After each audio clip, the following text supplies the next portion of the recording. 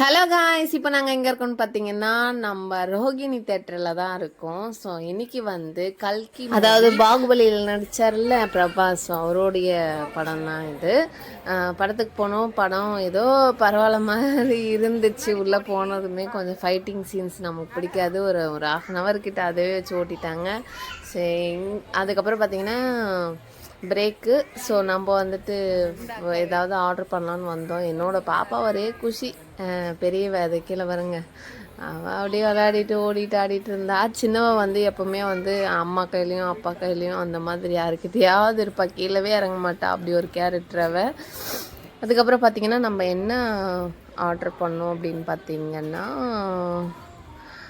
Sweet கார்னு, அப்புறம் வந்து chicken nuggets, அதுக்கப்புறம் வந்து மெரண்டா நினைக்கிறேன். ஆமாம், மெரண்டாவும் ஆர்டர் பண்ணிவிட்டு அப்புறம் பாப்கார்ன் வந்து ஸ்டார்டிங்லேயே வந்து பாப்கார்ன் வந்து சாப்பிட்டோம். ரெண்டாவது ரவுண்டாகவும் பாப்கார்ன் வந்து ஆர்டர் பண்ணோம். இன்றைக்கி வந்து ஜாலியாக போச்சு மக்களே.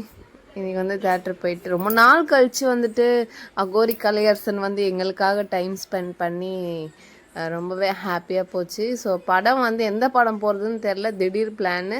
ஸோ கல்கி படம் இருக்கிறதுனால போனோம். அங்கே பார்த்தா அங்கே போயும் காசிங்கிறாங்க படத்தில். ஃபுல்லாக காசி. அப்புறமா அவர் பேர் கால பைரவர். இதெல்லாம் பார்க்கும்போது அப்படியே உடம்பெல்லாம் புல்லரிக்க ஆரம்பிச்சிச்சு. அட என்னடா, ஒரு படத்துக்கு வந்தால் கூட அங்கேயும் காசி தானா, என்ன திரும்பி அந்த கடவுள் அவரை கூப்பிட்றாரா காசிக்கு அப்படிங்கிற மாதிரி ஆகிப்போச்சு. அப்புறம் தேட்டரில் ஒரு சில நண்பர்கள்லாம் வந்து நம்மளோட வந்து ஃபோட்டோ எடுத்துக்கிட்டாங்க. ரொம்ப சந்தோஷம். ஸோ பேசணும்னு நினைக்கிறவங்க கண்டிப்பாக வந்து பேசுங்க. ஸோ இந்த தேட்டரை வந்து ரொம்ப சந்தோஷம். அதில் ஒரு கஷ்டம் என்னென்னா, இங்கே வந்து காசின்னு அந்த படத்தில் காமிச்சது தான். ஸோ அதுவும் நோ ப்ராப்ளம்ல. ஸோ படம் ஓவர் ஆயிடுச்சு. நாங்கள் வந்து வீட்டுக்கு கிளம்பிட்டோம்.